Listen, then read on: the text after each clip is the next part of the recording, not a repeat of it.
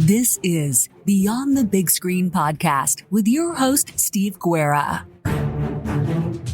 Yeah, I mean, urban planning is, I don't know when that became a thing, but I think probably in the 40s and 50s in LA, whether they called it that or not, somebody had to be doing it because it was a necessity. I mean, that kind of growth.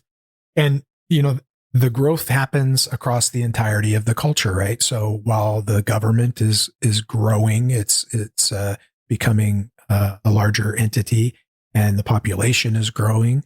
Well, crime is growing too. I mean, at the very beginning of the movie, in the opening narration, they talk about Mickey Cohen, the kind of the local mob boss, getting arrested and leaving a power vacuum. And then we learn that these guys are being taken out to the Victory Motel and kindly asked to return home and not ply their trade there in Los Angeles. These, you know, that's because there's growth and expansion, and that's going to attract people of all types. You know, your entrepreneurs of all kinds, including the criminal ones. And so when I first saw this, I actually, I saw it while I was still on the job and had like some wish fulfillment going on at parts of it when Dudley Smith and those guys were telling these gangsters, you know, this is the city of angels and you don't have any wings, you know, go back to Cleveland, go back to Jersey.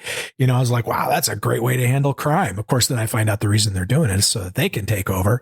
And then I was like, oh, all the air came out of my balloon. But, you know, obviously that's not something you would really do, but you know, I mean, here I am, a working cop, and I'm emotionally sympathetic to what they're doing, because why are they doing it? Trying to make their city a better place, right? They're trying to keep a bunch of, career criminals that organize crime and from getting a foothold in their city. And yeah, they're taking extraordinary means to do that, but maybe the means are justified by the end. And had that. And it would have been an interesting question within the framework of the movie if Dudley Smith had not been, you know, if he didn't have an ulterior motive and if he wasn't actually trying to become a crime boss himself, essentially. That's unfortunate, obviously. But if that hadn't happened, then a larger question that would come out of this movie would be, how do you feel about that? You know, a known criminal comes to town and the cops find out about it and they grab him and they take him out to a secluded place and they smack the crap out of him and tell him to go home. I'll bet you there's a lot of Los Angelinos that would say, well, you know, I'm not how I feel about that. You know, they would have equivocated, right? And again, that's a form of corruption for sure. But you know, we don't live in a perfect world. And so people, all different kinds of people have all different kinds of thresholds for what they consider corrupt. And like you and I may differ on certain topics if we sat down and, you know, is this too much? Is that too much for whatever profession you want to talk about?